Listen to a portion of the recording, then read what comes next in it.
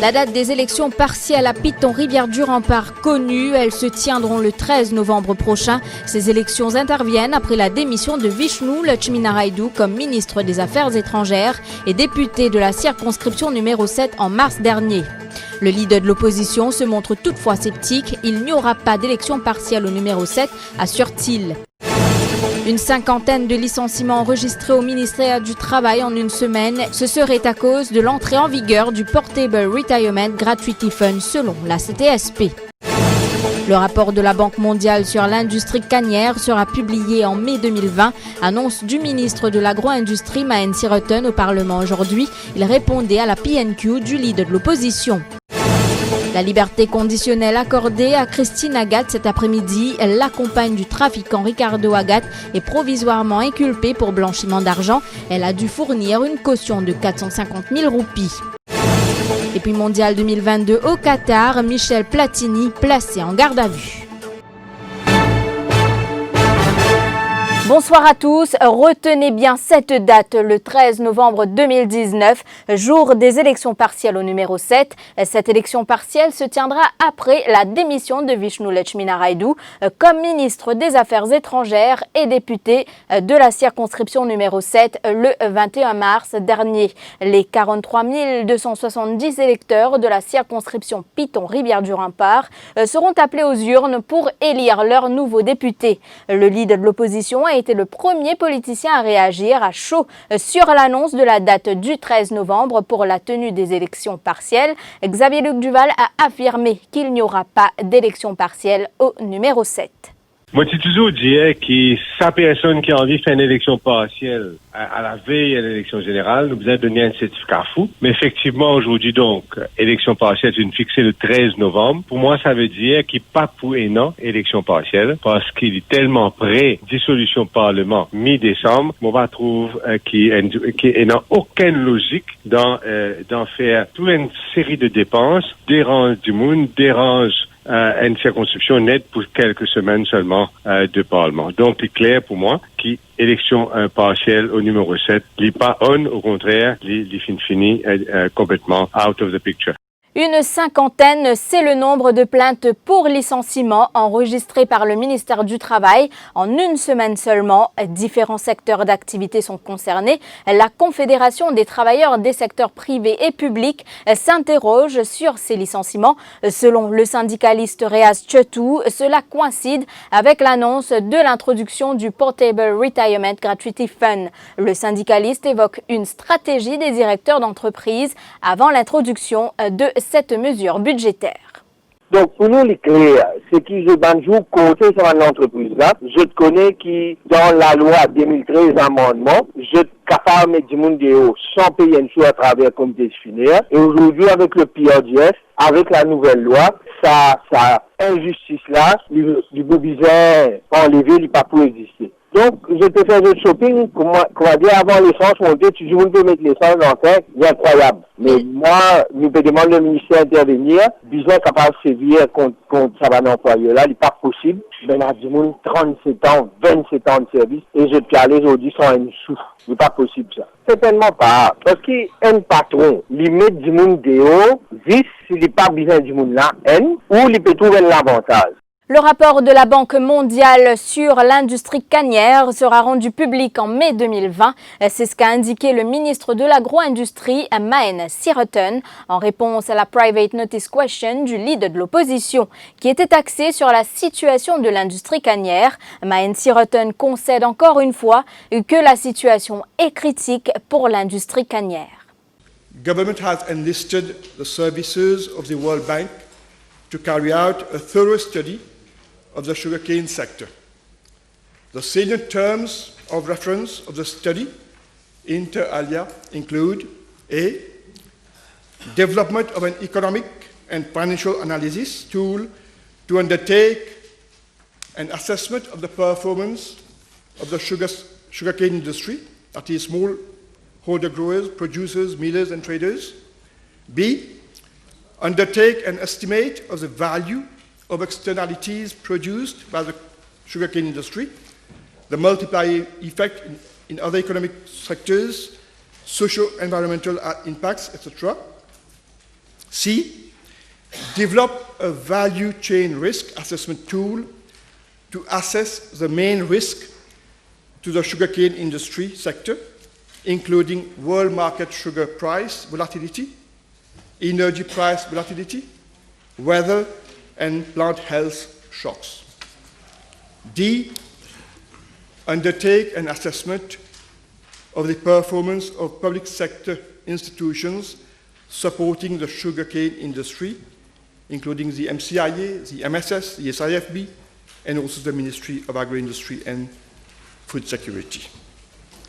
E, develop scenarios of a sustainable sugarcane industry and develop public policy and program options to transition to a sustainable state. F, agriculture policy and program recommendations to manage the likely impact on sector stakeholders, giving a particular attention to the small planters, the most vulnerable ones, with a view to ensuring the long-term viability and sustainability of the Mauritian sugarcane industry. And G, review the operation of all institutions directly involved in servicing all the industry stakeholders and propose institutional reform measures for the support to be provided in an efficiently and cost-effectively manner. Le Land Drainage Master Plan sera prêt d'ici septembre 2020, c'est ce qu'a annoncé Pravin Jugnauth lors de la tranche des questions adressées au Premier ministre au Parlement ce matin. Il répondait à une interpellation du député du Parti travailliste Osman Mahomed. Ce plan permettra aux autorités d'être plus efficaces dans les zones dites inondables et il prévoit aussi un relevé des drains. Pravin Jugnauth a également annoncé l'acquisition d'une Digital Evaluation Model d'ici fin août 2019. Madam Speaker, the terms of reference for the elaboration of the Land Drainage Master Plan have been finalized in collaboration with the Agence Française de Développement, and bids will be invited in the coming days. The expected duration of the assignment is 15 months. The Land Drainage Master Plan will also incorporate an action plan for the next 10 years to ensure there is an integrated catchment-based approach to mitigate flooding. The elaboration of the Land Drainage Master Plan will comprise the following. 1. Identification and mapping of flood-prone areas for land drainage system and drainage infrastructures. 2. Hydrology study. 3. Assessment of the existing capacity of the drainage system. 4. Definition of achievable level of protection by modeling. And 5. Elaboration of the Land Drainage Master Plan and its local application. The Land Drainage Master Plan is expected to be ready by September 2020. Je vous retrouve après cette courte page de publicité.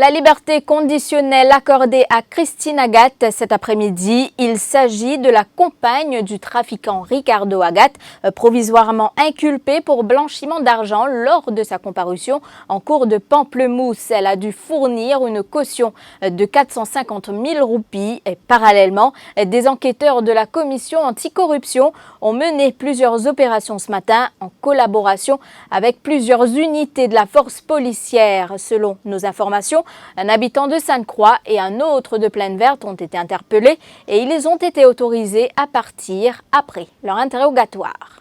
Adjaï Hamdou reste, lui, en détention policière. Cet habitant de Rivière-des-Anguilles est accusé par sa sœur de viol. La police a objecté à sa remise en liberté conditionnelle lors de sa comparution en cour de Souillac ce mardi.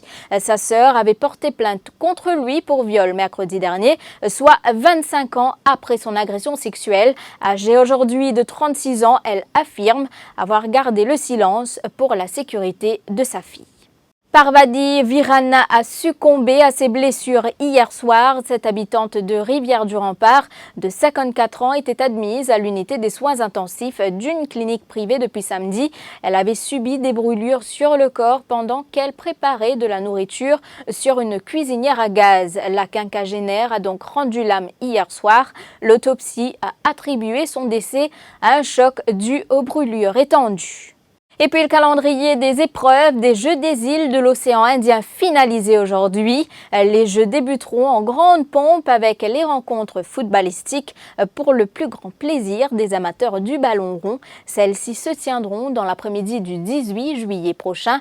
À 12h30, le stade Auguste Vollert à Flac accueillera le duel Réunion-Maldives. Le club M sera face à l'équipe séchelloise au stade Georges V à 15h. La cérémonie d'ouverture est prévue pour le lendemain.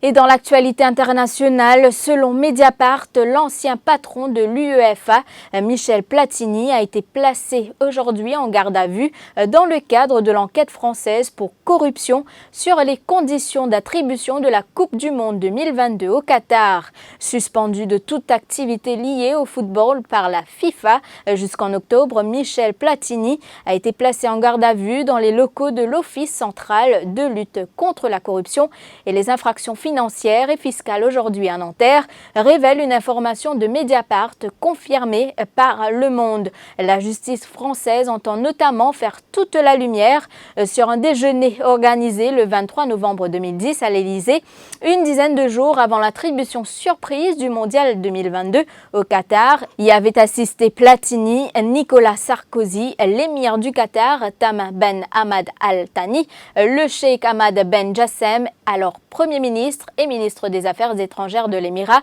mais aussi Sophie Dion, conseillère chargée des sports de l'ancien président de la République, également placé en garde à vue, et Claude Guéant, ex-secrétaire général de l'Élysée, auditionné mardi sous le statut de suspect libre, précise Le Monde. En France toujours, la fuite de Kylian LR a pris fin. Le jeune homme de 20 ans a été arrêté ce mardi dans un hôtel de la zone industrielle de Lanester dans le Morbihan. C'est le personnel de l'établissement qui a reconnu le suspect grâce à l'appel à témoins qui avait été diffusé par les enquêteurs. La police a été aussitôt prévenue. Mercredi dernier, c'est sa passagère, Gaëlle, 21 ans, qui avait été interpellée après s'être rendue chez des particuliers et leur avoir dit qu'elle était recherchée. Les enquêteurs essayaient de retrouver les deux jeunes gens depuis le 9 juin. Après avoir fui un contrôle routier, Kylian LR avait percuté un enfant de 10 ans et son cousin de 7 ans à Lorient. L'aîné est décédé, le plus jeune est toujours hospitalisé. Kylian et Gaël avaient alors pris la fuite à pied. C'est ici que prend fin cette édition. Merci de l'avoir suivi. L'information continue sur le www.defimedia.info.